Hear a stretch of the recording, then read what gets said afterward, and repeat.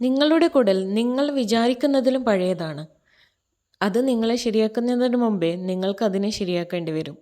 Microbiome മേഹം decode ചെയ്തു.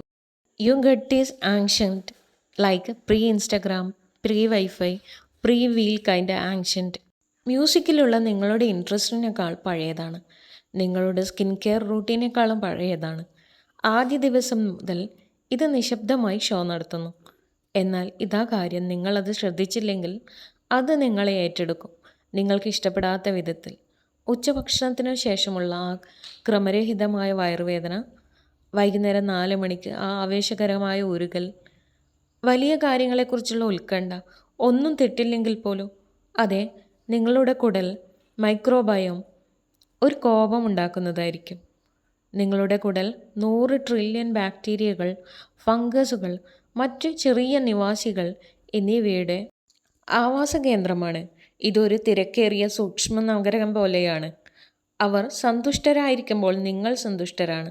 അവ അങ്ങനെയല്ലാത്തപ്പോൾ ദഹനക്കേട്, ചർമ്മത്തിലെ അസ്വസ്ഥതകൾ, മാനസികാവസ്ഥയിലെ മാറ്റങ്ങൾ, രോഗപ്രതിരോധ പ്രശ്നങ്ങൾ പോലും. അപ്പോൾ എന്താണ് അവയെ ഇല്ലാതാക്കുന്നത്?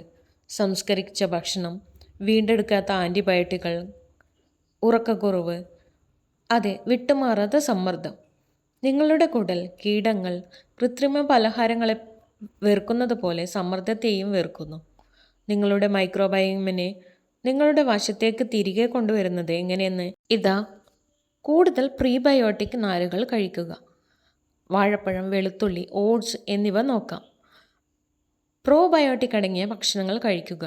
തൈര്, കിമ്മി, മിസോ അല്ലെങ്കിൽ സാധാരണ വീട്ടിലുണ്ടാക്കുന്ന അച്ചാർ. നിങ്ങളുടെ കുടൽ അതിനെ ആശ്രയിച്ചിരിക്കുന്നത് പോലെ ഉറങ്ങുക.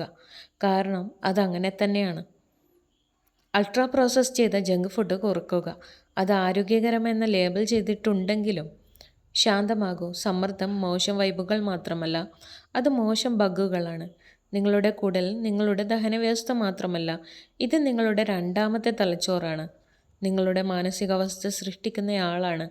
നിങ്ങളുടെ രോഗപ്രതിരോധ പങ്കാളിയാണ്. അതിനെ ശ്രദ്ധയോടെ കൈകാര്യം ചെയ്യുക. കാരണം അത് മറ്റെന്തിനേക്കാളും കൂടുതൽ കാലം നിങ്ങളോടൊപ്പമുണ്ട്.